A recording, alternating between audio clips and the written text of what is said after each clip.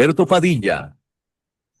Un programa diseñado con el objetivo de llevarte diariamente un tema de actualidad, acompañado siempre de reconocidos editorialistas. De lunes a viernes a las 5 de la tarde por CRC 89.1 Radio. A las 5 con Alberto Padilla.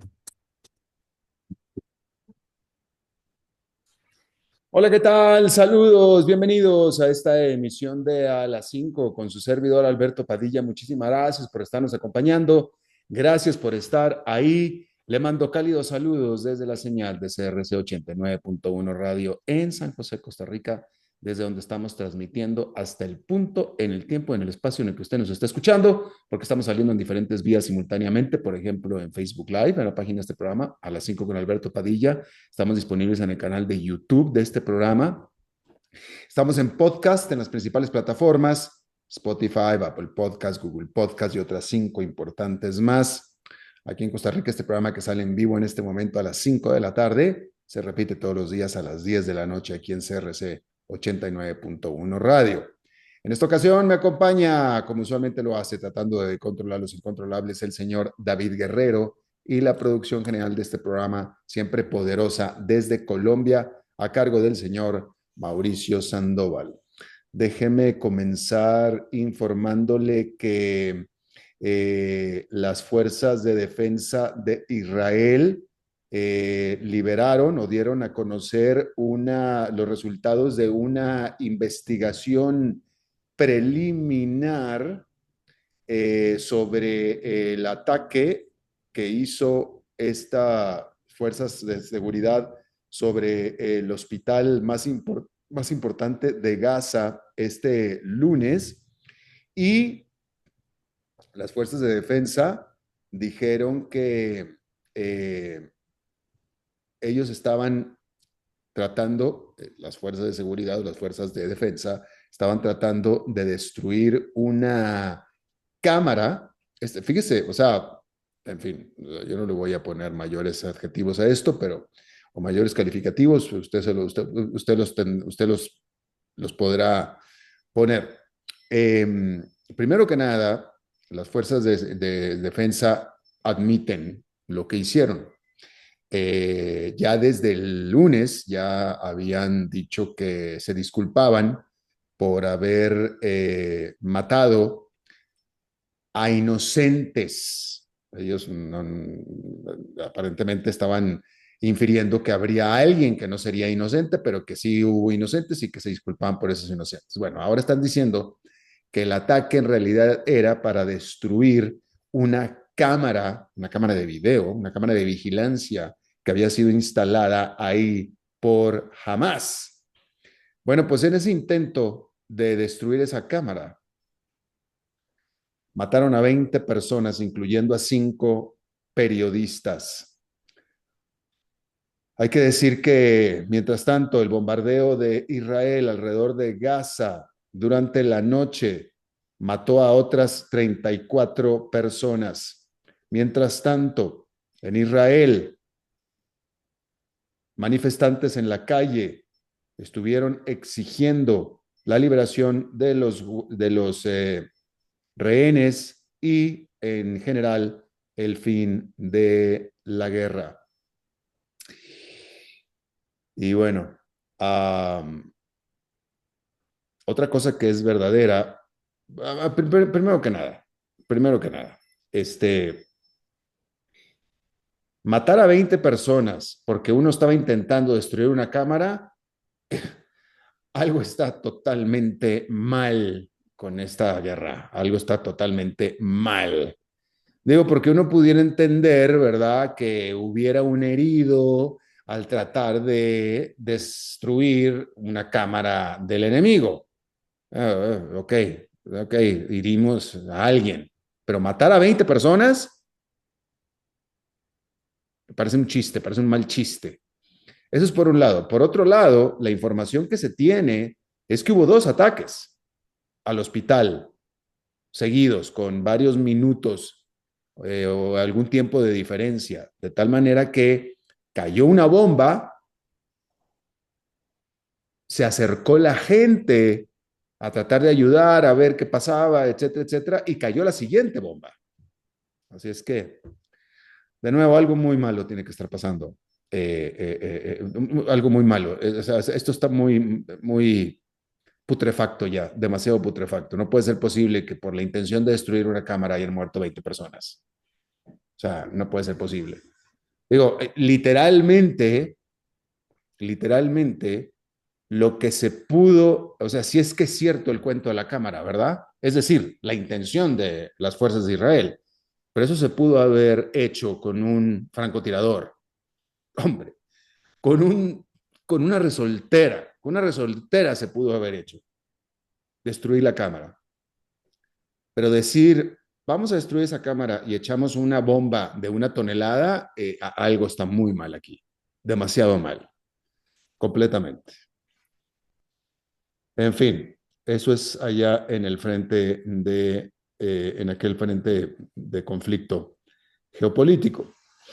En Estados Unidos, la gobernadora del Banco Central, la gobernadora de la Reserva Federal, Lisa Cook, dijo que va a demandar a Donald Trump, al presidente de los Estados Unidos, por su intento ilegal, dijo ella, de despedirla de su trabajo. Mientras tanto, la propia Fed dijo que ellos se atendrán a cualquier decisión de la Corte. A ver,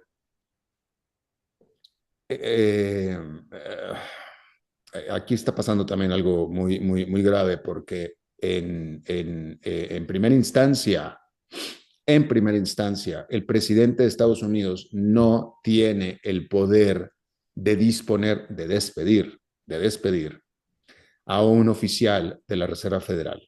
Así como no tiene el poder para despedir al presidente de la Reserva Federal, a Jerome Powell, y por eso no lo ha despedido,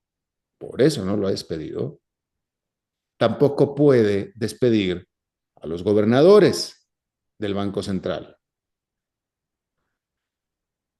Todo esto viene de la presión que está ejerciendo Donald Trump sobre la Reserva Federal para que bajen la Reserva Federal las tasas de interés. ¿Sí? La presión primero la estuvo ejerciendo o la ha estado originalmente ejerciendo sobre el presidente de la Reserva Federal, Jerome Powell, amenazándolo con despedirlo. Obviamente no lo ha despedido porque no puede hacerlo, no tiene la facultad de hacerlo. Pero también la realidad de las cosas es que las decisiones de política monetaria de la Reserva Federal, es decir, de bajar o subir las tasas de interés, se toman en comité. No las toma el presidente de la Reserva Federal y esto lo sabe el presidente Donald Trump. Él lo sabe.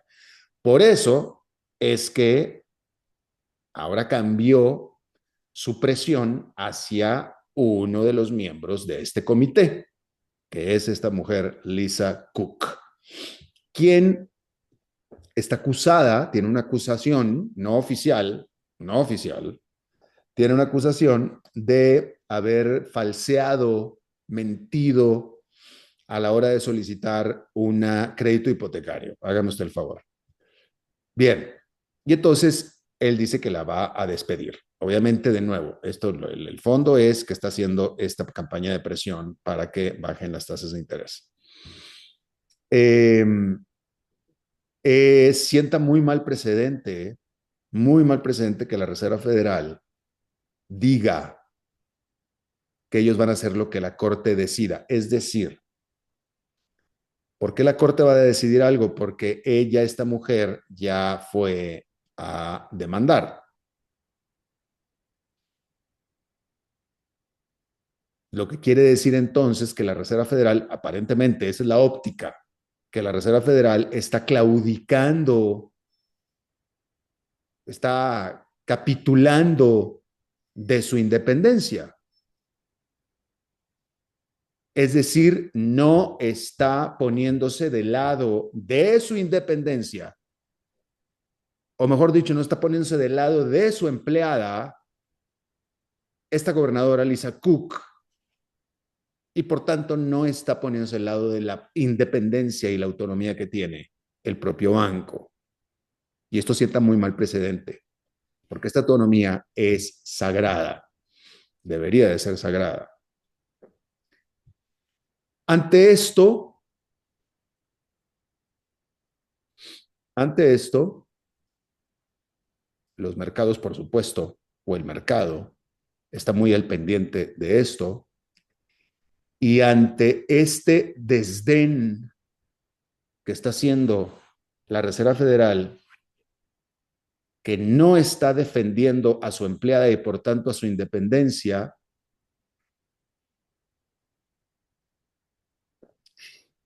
la diferencia en el mercado de bonos, la diferencia de los bonos del Tesoro de largo plazo y de corto plazo, el de 2 años y el de 30 años,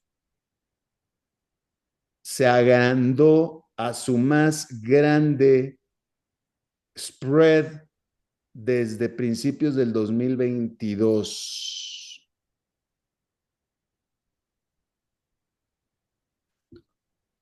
No solo eso, los mercados allá en Nueva York cayeron ante esta noticia. Decir que allá en Nueva York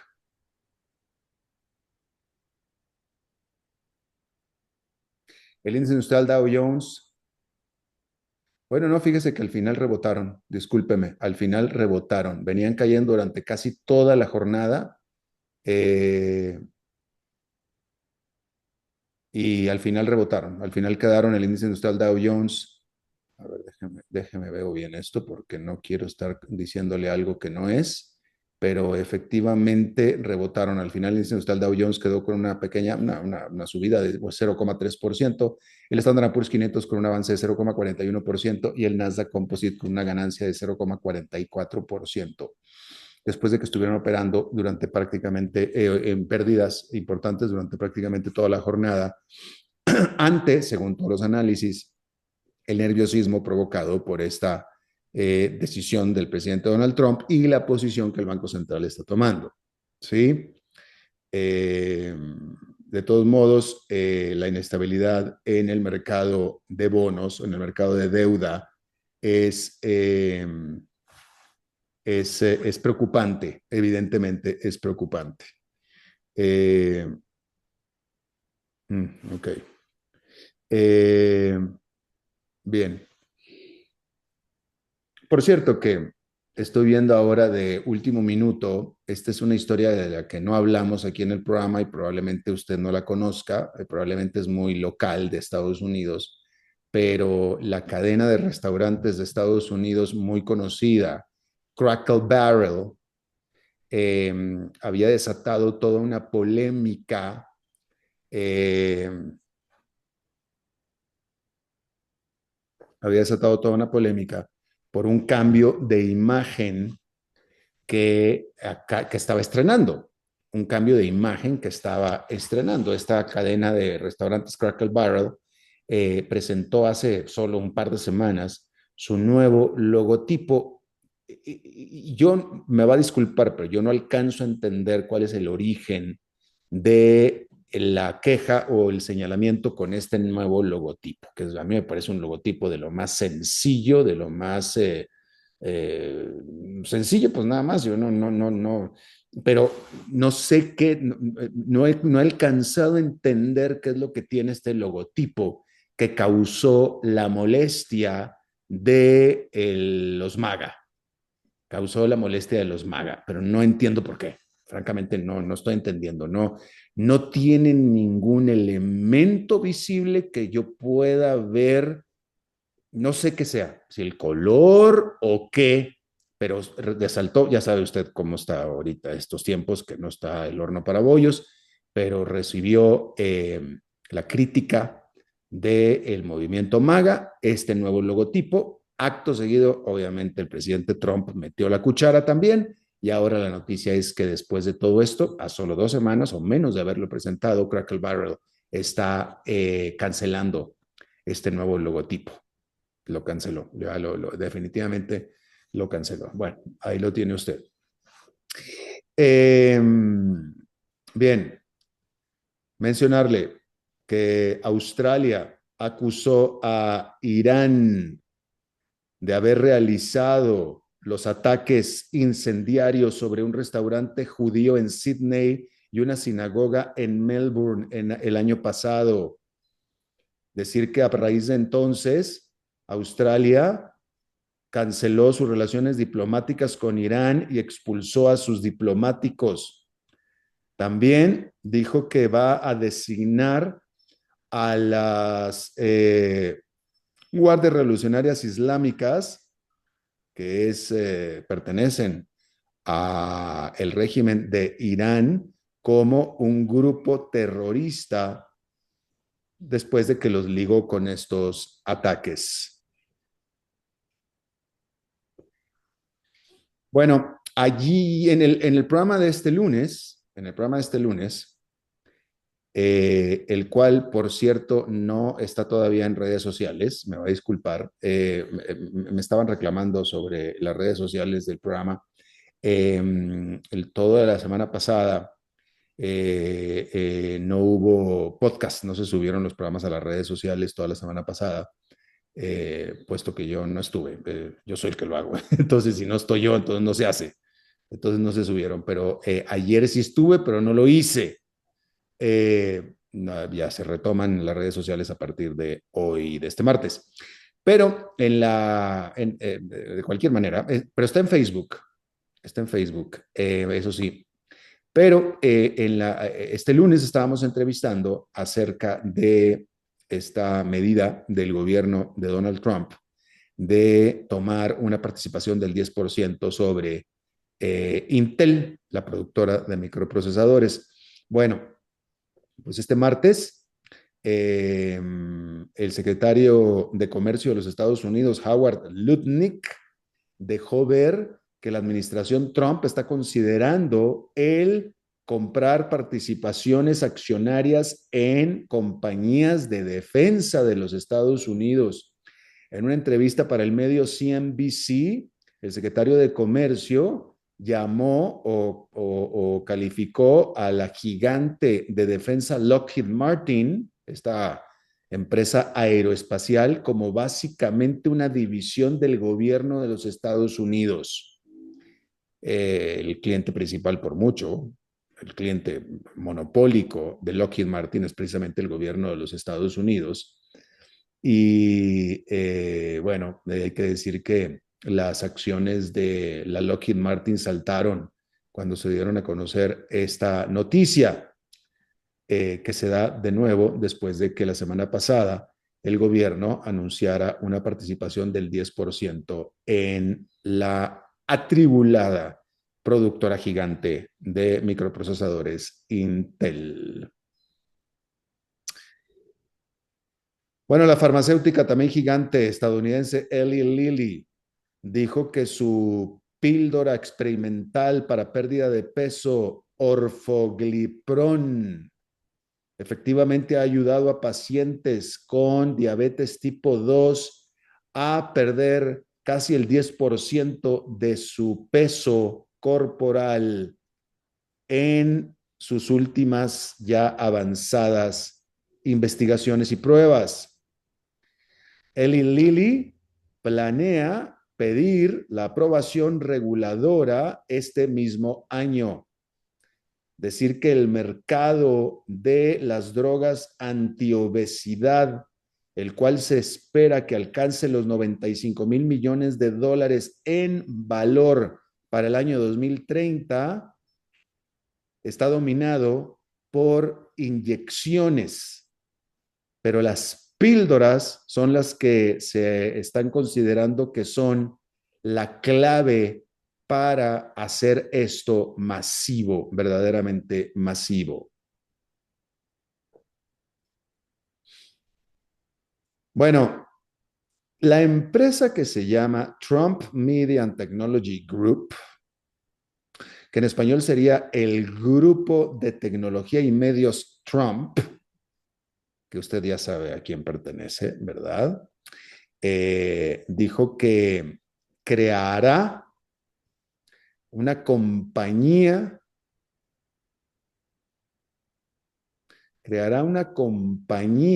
de activos digitales. Tal vez sería más apropiado dicho, bueno, porque ese sería el término, la traducción literal, sería una compañía tesorera de activos digitales. Y lo hará en conjunto con Crypto.com, que es una casa de bolsa de divisas, así como también con Yorkville Acquisition, que es una empresa financiera.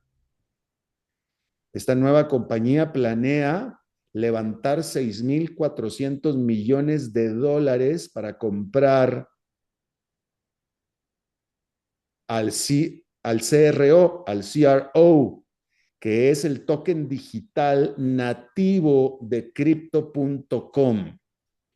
Como usted sabe, el presidente de los Estados Unidos, Donald Trump, es muy inclinado hacia las leyes amigables al cripto.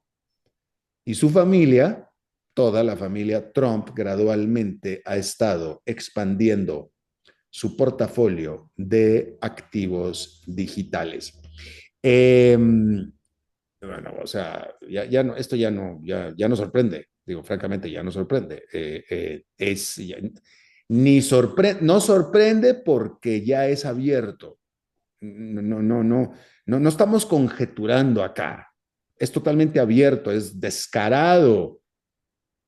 Bueno, es más, no voy a usar la palabra, bueno, ya la usé, pero no debía haber usado la palabra descarado porque suena como acusatoria. No, vamos a decir que son transparentes, no lo esconden. La familia Trump, el presidente, no esconde, es transparente, totalmente transparente, que es mucho decir de alguien que no es transparente, ¿eh? Porque eso sí hay que decirlo, Donald Trump no es alguien transparente, para nada. Pero en lo que sí es totalmente abierto y transparente es en sus intentos, acciones concretas dirigidas a enriquecerse, a hacer negocios a partir de su posición como presidente de los Estados Unidos. No lo esconden. Y entonces, ahora o sea, este asunto de que el presidente de Estados Unidos se beneficie económicamente de cualquier cosa que tenga que ver con su posición como presidente, simplemente hubiera sido ilegal. Ilegal. Tremendo escándalo, espantoso, horrible, ilegal. Ilegal en cualquier país de América Latina, olvídese en Estados Unidos también. Bueno, la nueva normalidad es que no solamente ya no es ilegal ni escandaloso, sino que activamente lo hace. Y ya, activamente. Y listo. Así es que esa es la nueva normalidad. Y ya, ya nadie, de lo que yo estoy hablando en este momento, señalando la ilegalidad de esto, ya nadie lo habla. Ya nadie lo habla, ya. Porque ya es la nueva normalidad. Y listo, se acabó. Ahora sí yo quisiera ser presidente para que vea. Ahora sí, antes no, ¿eh? Antes no, pero ahora ya, sí quiero. Porque, y esto es verdadero, esto que le voy a mencionar es real. Mucho del aliciente para una persona de ser presidente de un país, porque los presidentes, en teoría, los presidentes no ganan dinero. O sea, el salario de un presidente es un salario muy mínimo en cualquier país, no nada más en Estados Unidos, pero también en Estados Unidos. Pero específicamente para un presidente, la promesa futura de riqueza como expresidente es muy grande y muy atractiva en la forma de escribir un libro, conferencias, para cobrar para conferencias y etcétera. Es decir, los expresidentes, ahí sí ellos sí lucran con sus expresidencias o sus presidencias, ahí sí. Entonces esa perspectiva es la que ellos los anima también, muchas veces, obviamente el poder de ser presidente, ¿no? Ese poder que se acapara, pero ellos dicen, bueno, voy a tener 4, 8 años de estar pobre, porque no voy a ganar mucho dinero en la época de mi vida que más dinero debería estar ganando, pero después me repongo. Después me repongo. Entonces, los expresidentes son gente muy rica. Bill Clinton es alguien muy rico. George Bush es alguien muy rico. Barack Obama está haciendo mucha plata. Barack Obama, no sé, está cobrando 70, $80,000 por presentación personal, mínimo, etcétera, ¿no? Y entonces es una muy buena perspectiva. Pero después de que sean presidentes, no durante. Bueno, Donald Trump ya se ahorró todo el paso. Ya. Vamos a hacerlo de una vez y es lo que está haciendo. Así es que ahí lo tiene usted. Eh, bueno, se está informando que en Turquía, el ministro de Transporte, Abdulakir Uraluglu, así se llama, recibió una multa de $220 después de haber compartido un video de él mismo, obviamente lo compartió en redes sociales, un video de él mismo manejando a 225 kilómetros por hora, que es más de 80 kilómetros por hora por encima del límite de velocidad de donde estaba manejando. Ah, caray, estaba manejando 225 y solamente era 80 kilómetros por hora por encima del límite. Eso quiere decir que el límite eran casi 150 kilómetros por hora, ¿ok? Bien, este video lo muestra no solamente manejando a 225 kilómetros por hora, sino encima escuchando, escuchando discursos de su jefe, el presidente Recep Tayyip Erdogan. Además de música country de Turquía. Bien, hay que decir que con este video todavía el ministro le puso un hashtag de Turkey Accelerates o Turquía acelera. Decir que ante el escándalo que se formó, después pidió disculpas. ¿Y por qué pidió disculpas? Bueno, pidió disculpas por haber eh, eh, eh, rebasado el límite de velocidad no intencionalmente. Eso fue lo que dijo, no intencionalmente. Bueno, ahí lo tiene usted. Hablando de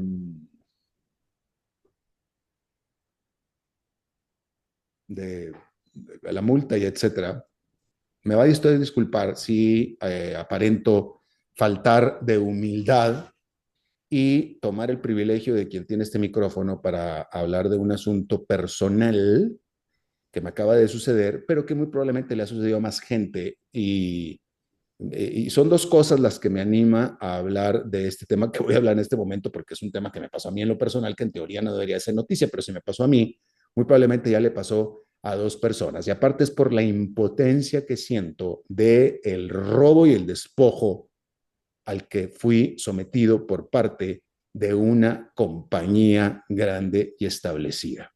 Y estoy hablando concretamente de Uber y de Uber aquí en Costa Rica. Fíjese lo que me pasó anoche, justo anoche, lo que me pasó a mí. Tomé un Uber para regresar a mi casa y el Uber, todo normal, me dejó aquí en mi casa y adiós, que te vaya bien. Listo. Hoy en la mañana, hoy en la mañana,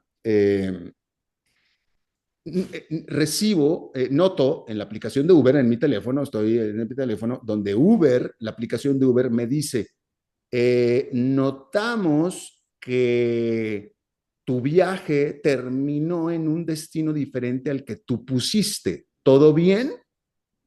Entonces ya lo chequé yo bien y me di cuenta que lo que sucedió fue que yo me bajé del Uber aquí en mi casa, el chofer del Uber se fue y no cerró el viaje. Él continuó el viaje y lo fue a cerrar como 40 minutos después de que yo me bajé. Y entonces cuando me di cuenta de eso, le puse en la aplicación, no, no, si hay un problema, no estoy bien con esto, hay un problema. Entonces ya en la aplicación me fui al proceso de ayuda al cliente y etcétera para denunciar este asunto. Mire, me cobraron $25 de más sobre la tarifa correspondiente al transporte que yo hice de donde venía a mi casa. $25 de más, $25. Y Uber fue quien me hizo saber a mí que había un problema que ellos habían detectado. A lo cual yo dije, sí, sí es cierto, sí hay un problema. Ah, bueno, muchas gracias, listo ya. Bueno, pues como a la hora me responde Uber a través de la aplicación, me responden y me dicen, ya revisamos tu caso, desgraciadamente hemos determinado que no corresponde una devolución del dinero en tu caso. Así es que gracias por haber participado. Y así, y ya, listo. Obviamente, por todos lados busqué en la aplicación la forma de comunicarme directamente con Uber y no existe la forma de comunicarme con Uber así. Y discúlpeme, pero no sé si usted está de acuerdo conmigo, esto es un robo. O sea, me despojaron, me robaron, me robaron. O sea, ¿cómo es posible? ¿Cómo es posible que Uber considere que no me merezco que me devuelvan mi dinero que me sacaron sin mi permiso de mi cuenta bancaria, sin mi permiso y sin mi intención? No fue ni siquiera un error mío, no fue nada, yo no hice absolutamente nada, yo soy una víctima total de este asunto. Y sobre todo que hay un perpetrador que seguramente fue accidental, quiero pensar que es el conductor de Uber. Entonces, pero encima, Uber también es participante porque Uber se queda con la comisión, una comisión que sale de mi bolsillo. Entonces, a mí me están robando dos personas, Uber y el chofer. Y Uber me dice, no, no te corresponde que te devolvamos el dinero, lo siento. ¿Cómo esto no es un despojo, un robo? No entiendo, pero el problema es que no tengo y no existe, no ofrece Uber la manera de decir, o sea, por eso estoy hablándolo aquí, porque no tengo otra alternativa, no existe otra opción. Ya Uber ya dijo que lo siento, pero perdiste tu plata, punto, se acabó. O sea, y entonces me siento totalmente, lo siento, me siento ultrajado, me siento violado, literalmente. Y por cierto, en otro tema un poquito más amplio, muy malísimo, mal de cualquier empresa, pero mucho menos una empresa de servicio al cliente, mal que no ofrezcan al cliente una alternativa de poder hablar de frente, al menos de viva voz con alguien. No ofrecen, no existe, ¿eh? No existe. Y lo sé porque hablé con un exdirectivo de Uber y este exdirectivo me dijo, no existe la manera, efectivamente. O sea, no estoy exagerando, lo estoy diciendo porque lo sé de primera mano. No ofrece, o sea, entonces acá me robaron el dinero, literal, $25, porque sí, a la mala, y ya no me puedo quejar. Estoy seguro que no soy el primero que le pasa esto. Si usted lo ha hecho, si usted lo ha pasado, coméntemelo por favor en redes sociales, en cualquiera de las redes sociales. Me gustaría saberlo porque esto está mal, es un robo, es un despojo de una compañía establecida. Hace una semana y media, por primera vez en mi vida, y a mí no me había pasado porque yo no contesto llamadas desconocidas, no las contesto. Hace una semana y media recibí una llamada desconocida y por andar aburrido la contesté. Y efectivamente era un scam, me estaban tratando de robar dinero. Lo detecté inmediatamente y colgué, pero lo detecté inmediatamente, que por cierto es ya algo conocido porque después a los pocos días leí sobre una advertencia de este nuevo scam que está dándose de usted recibe una llamada telefónica donde le dicen que están llamando de WhatsApp. Estamos llamando de WhatsApp porque estamos detectando movimientos raros. Y eso fue lo que me dijeron a mí. Cuando me dijeron eso, inmediatamente colgué la llamada y se acabó. Entonces, el punto es, tanto que uno se protege contra verdaderos criminales para terminar siendo robado por una empresa seria y establecida. Francamente, no hay derecho. Vamos a hacer una pausa y regresamos con nuestra entrevista de hoy.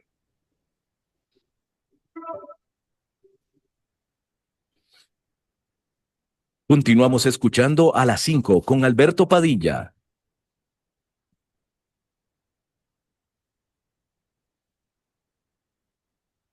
Cuando vos estás bien, todo a tu alrededor mejora. Tu familia, tus amigos, tus planes, tu tranquilidad. Eso es tener una vida bien invertida. Comenzá a invertir en Transcomer.com. Expertos en inversiones inmobiliarias desde hace más de 20 años. Transcomer. Una vida.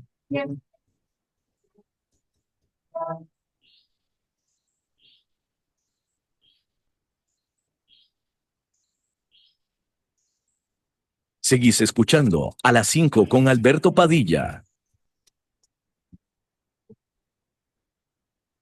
Muchísimas gracias por continuar con nosotros. Bueno, la noticia de esta semana, el lunes, la noticia es que este lunes finalmente dejaron de estar listadas, dejaron de existir literalmente las acciones del grupo desarrollador de bienes raíces Evergrande Group de la Bolsa de Valores de Hong Kong. Estas ya habían dejado de ser operativas las acciones desde el 2024, desde el año pasado, pero hoy finalmente las deslistaron por completo. Esto es importante porque Evergrande se convirtió en el desarrollador de edificios habitacionales más grande de China.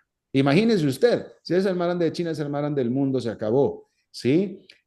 Evergrande salió a bolsa en el 2009, se convirtió sus acciones en una de las más alto crecimiento y más alta demanda del mercado de China, llegó a valer en el mercado chino 51.700 millones de dólares en su pico en el 2017 y para cuando dejó de deslistarse no valía ni 275 millones de dólares.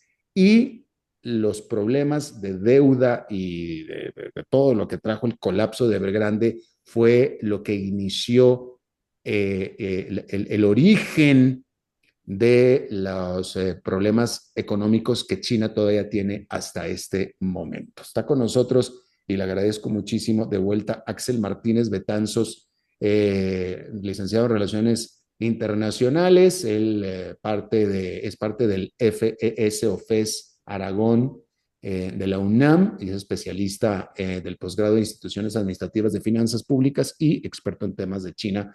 Me da mucho gusto saludarte de nuevo, Axel.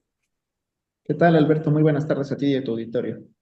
¿En qué, bueno, primero que nada, hasta qué punto los problemas que todavía tiene China en este momento, simplemente porque ya no ha alcanzado los niveles de crecimiento que antes tenía, etcétera, siguen dependiendo del origen que fue el mercado de construcción de casas? Bueno, pues aquí hay que recordar, ¿no? Que el tema de, por ejemplo, el sector inmobiliario era casi un tercio del PIB que tenía China en sus mejores años, ¿no? Cuando estaba creciendo a tasas del 10%, ¿no? Recordar ese gran milagro chino Sí. que empezó a estancar, ¿no? Y tras la COVID, pues empezó un proceso de estancamiento, ¿no? Es lo que también se ha hablado, que este tema de Evergrande, pues viene a ser como el primer paso para una desaceleración aún más radical, ¿no? Porque si ya, por ejemplo, el consumo a nivel interno ha bajado la oferta de empleos. Ahora el tema de las inmobiliarias. Entramos en este proceso de que se acaba este gran mito que muchos en finanzas y en economía siempre nos decían, ¿no? Es que entre más grande, más difícil de caer, ¿no? Más difícil que desaparezca una empresa de tal tamaño, ¿no? Muchos analistas coinciden en eso, ¿no? Que Evergrande viene a ser este hito histórico en diferentes áreas, ¿no? Desde las finanzas, el tema inmobiliario, y que hoy incluso, ¿no? Pone en tela de juicio a otro sector que también es el tema de los insumos de construcción, que también han llegado a ser una parte importante del PIB de China. Entonces, si ya no hay quien te financie, ya no hay construcciones, y las construcciones que hay están incompletas, y la gente también va a empezar a, ¿qué? A perder credibilidad. Y por más de que las reformas, por ejemplo, lo que habíamos hablado alguna vez aquí, ¿no? La política de las 3 líneas rojas que el gobierno chino había realizado para justamente evitar este tipo de catástrofes, pues puedes recobrar la confianza, pero si no tienes capital, ¿cómo vamos a invertir en viviendas, ¿no? ¿Quién va a comprar? Ahí los chinos se van a hacer estas preguntas y lo que tenemos hoy en día es esto, ¿no?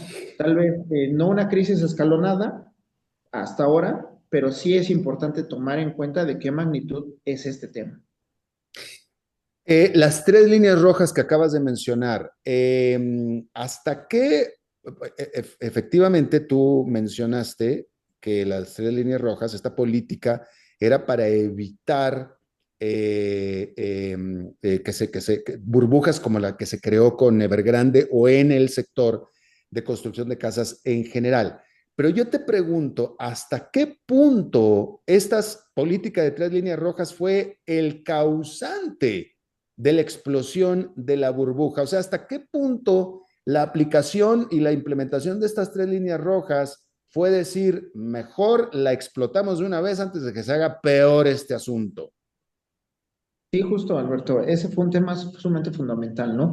El controlar la capacidad de pasivos con respecto a los activos que tenían las empresas, sobre todo en esta parte de las inmobiliarias.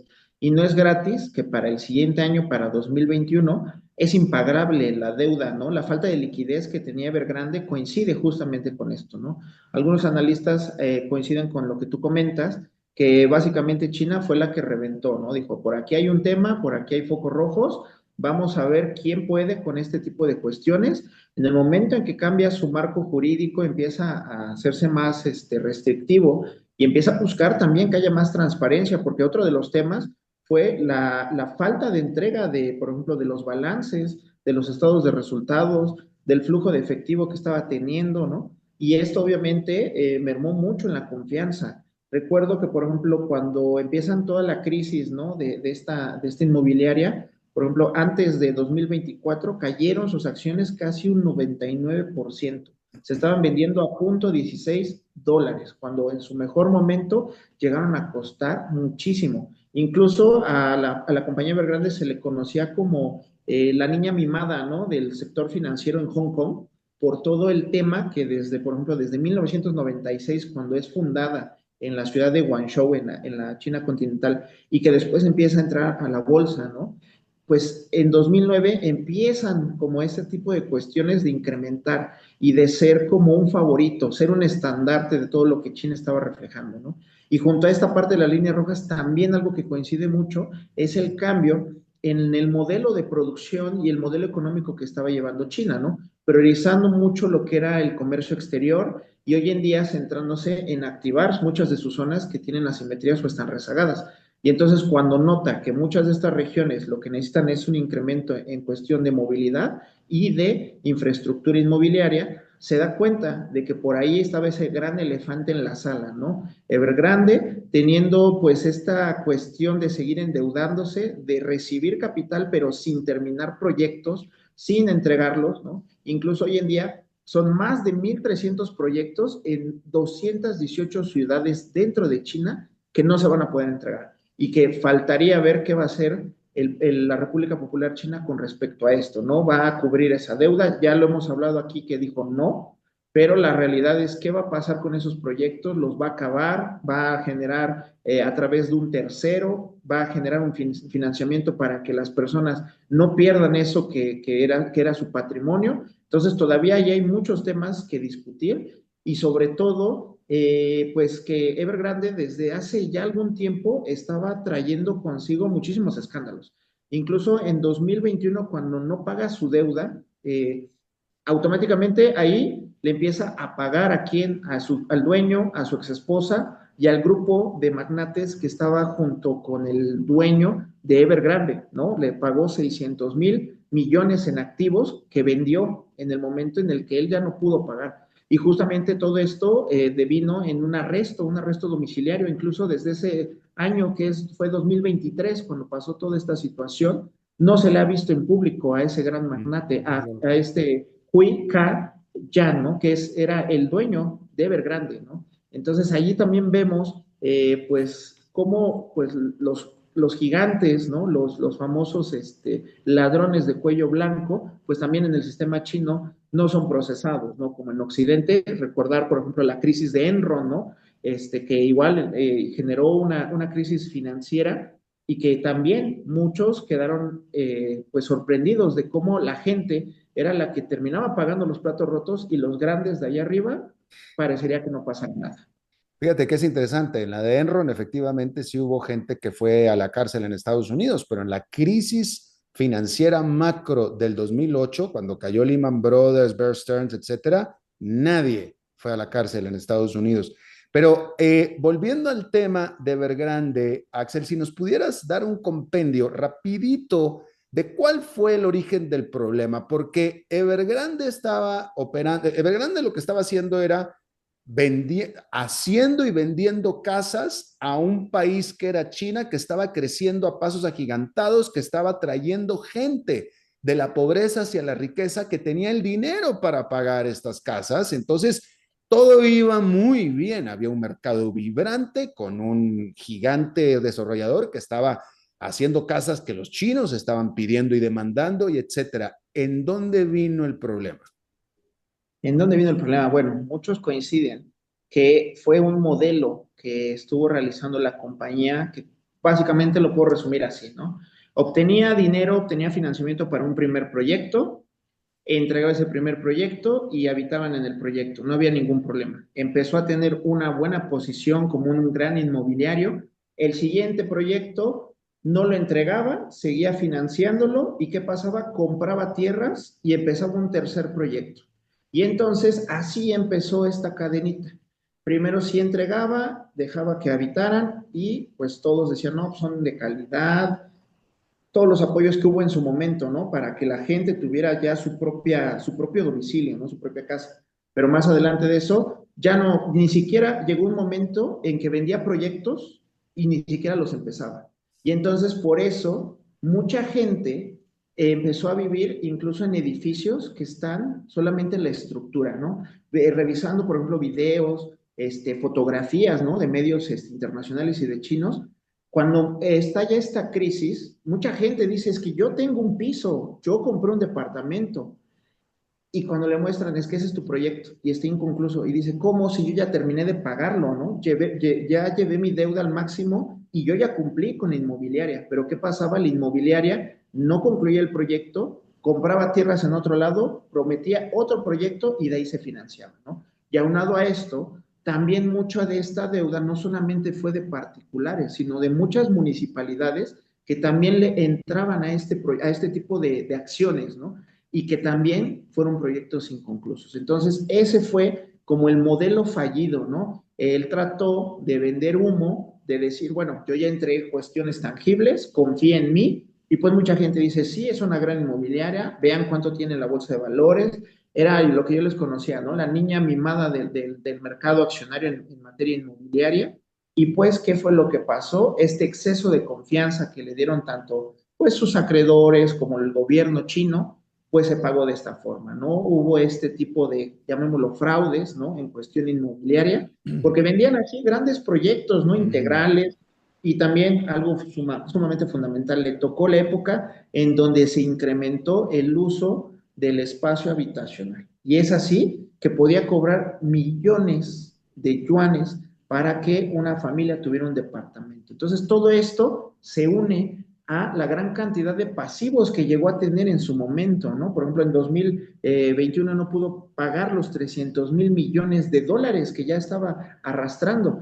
Y cuando el gobierno le dice, bueno, no puedes tener más del 70% de tus pasivos con respecto a tus activos, y le dice, vamos a ver tu tema de liquidez, empieza tú a pagar, dices que no tengo, todo lo tengo en mis pasivos. Entonces no tengo liquidez, no puedo pagar y no puedo presentar al gobierno. ¿Qué fue lo que pasó a partir de enero del 2024, cuando recordamos, ¿no? Lo que hablamos aquí, la resolución del juez de Hong Kong que le dijo, a ver, vamos a checar tus activos, te voy a dar tiempo para reestructurarte. ¿Y qué pasó? Tuvimos hasta el 28 de julio de este año para ese procedimiento, 18 meses en los que no pudo presentar ningún proyecto, no presentó su estado de resultados, y por eso mismo, como, bueno, marca ahí la ley del sistema financiero en Hong Kong, es la misma casa de bolsa quien tiene esa facultad cuando una de las empresas no tiene la capacidad de decir estoy regularizado y estoy comprometido con los cambios que quedaron pactados. No pudo, no lo hizo, y hoy en día por eso tenemos, digamos, esta amplia burbuja financiera, ¿no? Aquí vamos a tener que analizar muchísimas cuestiones. ¿Qué va a pasar? ¿Qué va a hacer la República Popular China con todos estos proyectos, ¿no? Y sobre todo, que le pega un grande, ¿no? A alguien que como empresa también fue parte del modelo que se quiso vender, ¿no? Como una China, nueva China, una China del siglo XXI, pero que también tuvo los mismos errores que Estados Unidos, como lo vimos, por ejemplo, la crisis que tú comentabas, ¿no? Inmobiliaria, y que se vuelven a repetir, ¿no? Y a pesar de que, bueno, el gobierno chino trató de, pues, reventar mejor ellos la burbuja, pues al final tenía que haber víctimas, ¿no? Y eso es lo que ahorita estamos viendo. Dices tú, me estabas mencionando que qué va a pasar, etcétera, con este asunto. Pues parece que ya nada, porque ya lo peor ya pasó. La crisis como tal parece ser que ya pasó, pero déjame te pregunto algo. A diferencia de lo que pasó con la crisis de 2008, la crisis financiera de Estados Unidos, que no entró a nadie a la cárcel, pero que sí rescató a empresas, desde bancos o financieras hasta automotrices, China no rescató a nadie, ¿cierto?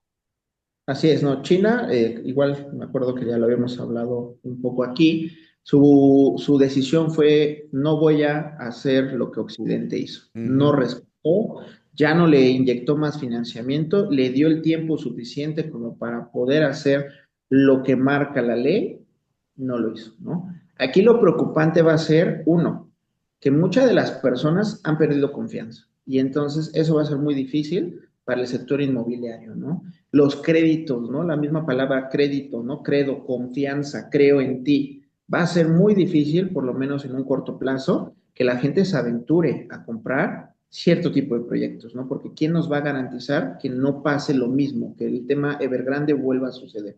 Otra cuestión, el sector de la construcción. El sector de la construcción creció de la mano de este tipo de cuestiones, ¿no? Pero lamentablemente, como fueron proyectos inflados que se incumplieron, también eso le está pegando al sector. Hoy en día, si cae y entramos en una crisis no financiera inmobiliaria, sino ya más de temas de materias primas, ahí vamos a tener otro tema importante porque ya no va a haber consumo de este tipo de insumos, ¿no? Mientras comentábamos, ¿no? El gobierno chino no dé una respuesta de saber si le va a entrar a terminar los proyectos o realmente va a buscar que pues este tipo de los adeudos que se tienen pues se van a tener que congelar. Ya lo hicieron con los activos de muchos de los principales accionarios de Evergrande, están congelados, pero hay que ver qué es lo que va a hacer el gobierno chino. Apenas, creo que, bueno, en la mañana estaba revisando, habían recuperado 45.000 millones. 45.000 millones es lo que se ha recuperado, ¿no? Y eso es pues una parte muy, muy pequeña de pues los 255.000 millones que los activos offshore que estaban en el mercado, y que ahorita ya quedan suspendidos, ¿no? Son válidos, pero ya no se pueden comercializar como dentro de la misma bolsa de Hong Kong, ¿no? Entonces, hay que esperar, tenemos pues nada más los 45 de 250.000 millones. Hay que ver qué va a pasar con esos activos que van a estar ahí, quién los va a adquirir, cómo es que el gobierno pues va a hacer la entrega del pago, si va a indemnizar, si la situación de las garantías financieras las van a poder ocupar o todo se va a resumir a que quien tenga dinero se va a ir al tribunal y ahí le harán efectivo, ¿no? Le harán justicia en materia, ¿no? Claro. Bueno, pues Axel Martínez Betanzos, experto en temas de China, te agradezco muchísimo, como siempre, tu excelente disposición a charlar con nosotros, Axel. Muchas gracias, Alberto. Pues muchas gracias por el espacio y un saludo a ti y a tu auditorio. Igualmente para ti, nos vemos después. Y bueno, eso es todo lo que tenemos por esta emisión de A las 5 con su servidor Alberto Padilla. Muchísimas gracias por habernos acompañado. Espero que termine su día en buena nota, en buen tono, y nosotros nos reencontramos en 23 horas. Que la pasen muy bien. A las 5 con Alberto Padilla fue traído a ustedes por Transcomer, puesto de bolsa de comercio. Construyamos juntos su futuro. Somos expertos en eso.